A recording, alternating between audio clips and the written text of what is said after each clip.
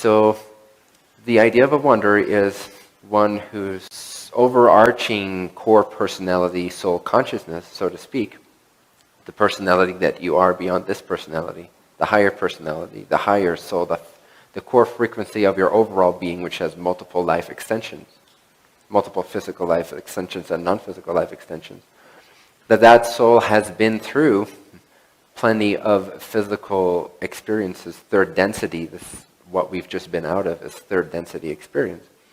So that now they're either usually fourth or sixth density oriented beings who are very much in alignment with being of service. And one of the most profound ways for them to train up their own vibrational evolution is to be of absolute service, which is to throw a portion of their consciousness into a physicalized civilization that's not native to their already collected group consciousness civilization with a rich history on a completely different planet. And being now, in many cases, mostly non-physical, especially if we're talking about sixth density wanderers. So fourth or sixth density wanderers, and I skipped the fifth because the fifth hardly ever happens because it's very self-focused. It's very independent in its focus, fifth density learning, so it doesn't happen as often. It happens sometimes, but it doesn't happen as often. So the most beings that come here out of the desire and need to balance themselves on a certain level to come and teach here, they experience life usually a little differently. And especially in the last 40 years, there's been a massive wave of wanderers to help the collective ascension or change or transformation that's happening at this planet, to help more people be able to vibrationally align with that and get along more smoothly into fourth density transformation. Does that make sense so far?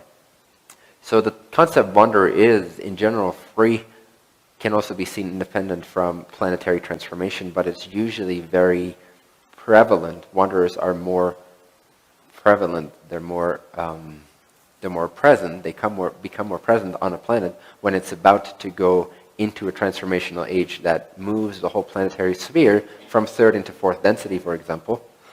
And if there's a lot of beings on that planet that are ready, but they sort of need that extra little push right at the end to guide them through.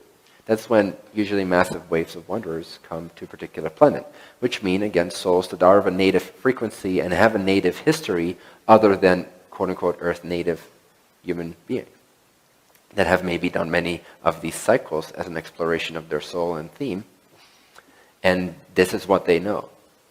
So we come from outside the box in that way, and we give something from outside that box to help those inside the box migrate to expand their box, as planet Earth is expanding, which is like clockwork. It cannot be negotiated with. It's not dependent on the human beings on it. It just happens. The human beings have to get on board or get off board, quite literally, if you see Mother Earth as a ship, which it kind of is. So we're here to help get as many people as we can on board with this change. So the primary desire of most wanderers is twofold. One is to radiate love and light by the very nature of their core frequency being of a different frequency, often quote-unquote higher, not better, but higher, more evolved, more brightness is accumulated in their beingness and can come through more clearly. Therefore, by the very nature of them being here, they uplift the collective consciousness. Like I said, every single one of you has tens of millions of beings connected to a similar theme or wavelength. So every change that you make affects all these beings. Everything that you are and radiate, even if you are completely messed up here as a wanderer and you have no idea about spirituality whatsoever or who you are, and you've just become a product of society altogether, and there's no more distinguishable difference on a personality level between the wanderer and the non-wanderer, even at that level, their core frequency is still aiding and assisting in uplifting this collective. But you can see that from the wanderer's point of view, it's kind of a risky move to do this, because part of third density is the veil of forgetting, and the veil of forgetting is what we all remember as not remembering who we are. Yeah. So those that have a strong desire to be of service take that risk because they know the benefits are exponential, and certain safety mechanisms are in place so that the chances are most probable that this wanderer being will be, at least to some extent, on track, but at least not led completely off track. In a way, they are shielded, if you will, by the brightness of their evolution, by the brightness and the clarity and transparency of their overall being. It's very It's very tangible, and some wanderers, many wanderers, wake up to that sense and they feel different.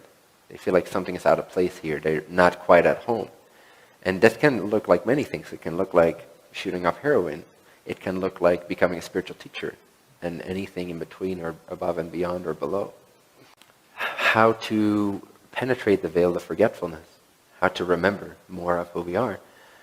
Focus on the one. Because that is very native to your frequency.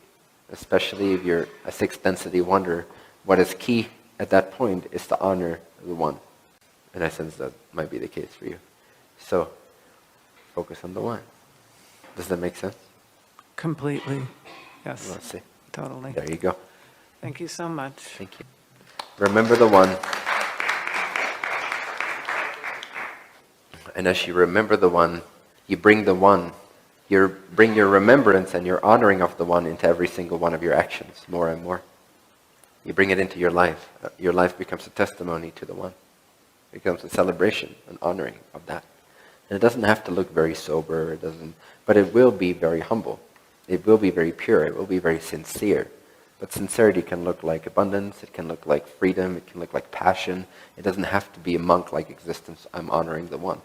But you will, regardless, honor the one. Inside, you will always sort of feel like a monk, even though outside you're exuberant, perhaps, and you're creating all over the place, and you're having fun, and you're living a personal life of enjoyment and fulfillment. There will always be that part of you which cannot be made any concessions on. That unwavering connection to your soul and from your soul to the one. That will be with you all the time, and that will be incorruptible, no matter what happens here. Depending on your level of clarity on that. But once you reach a certain threshold, you become incorruptible. And that just feels and humbling and beautiful. And you feel proud of yourself again, in the most humble of ways. Good job, buddy, against all odds. Yeah. Pretty nice job, I must say. And it's just so humbling to be incorruptible. So humbling. And it's so empowering to not be fooled by the surface level of planet Earth and its activities and its people and its belief systems. Sure, you can be led astray every once in a while, but you're still incorruptible. You'll always come back to center very quickly. You'll always learn very quickly. You'll always notice something is off. You'll never believe that something is off. Sorry, you never believe something is right when it's off. You will never be fooled in that way. You will know when something is off, and you will do whatever the fuck you can to get back in alignment with yourself. Because that's your priority more than anything else. There's no power like it. There's no humility like it. There's no service like it. There's nothing like it. This is true commitment. And it will empower every other aspect of your life. Especially for the wanderer nature. I don't mean to sound all that serious. But sometimes it's good energy to get you to the core of your sincerity. You know? Simplifies everything. You know who you are. You know your job. You know your honor and your duty. You know your love to be here is still present. Otherwise you wouldn't be here anymore. Take a deep breath and relax. And so you're committed to inspire wherever you go. Inspire love, inspire joy, inspire abundance, inspire infinity, inspire that we're all one. In your own unique way, in your own unique template of expression, in your own unique excitement. And as you do, the planet will change very rapidly. We are the ones we have been waiting for. We are the ones that are here to shepherd this transition. And we are the ones completely endowed with every skill we need to successfully complete that journey as a collective, as part of the collective, not as separate from it. Many wanderers also, when they get really powerful in their crystallization, sometimes build up negative views of their fellow men, which can also be a trap. And I've experienced that myself.